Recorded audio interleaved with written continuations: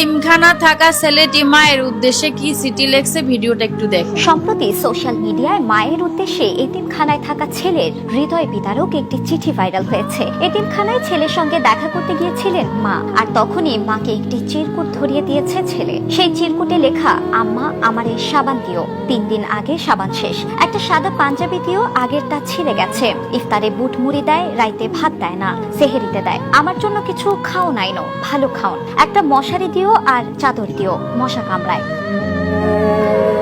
বাচ্চাকে কেন এতিমখানায় দেওয়া হয়েছে সে সম্পর্কে মা নাসরিন আক্তার সামাজিক মাধ্যমে সেই পোস্টে জানান, স্বামী 18 সালে মারা যাওয়ার পর তিনি ছাড়া তার বাচ্চাদের আর কেউ নেই, আর তার একটা কিডনি নষ্ট ও আরেকটার অবস্থা তেমন ভালো নেই, তাই আর বাচ্চাদের ধরে রাখেননি তিনি, কখন মারা যায় এজন্য এতিমখানায় দিয়ে দিয়েছেন।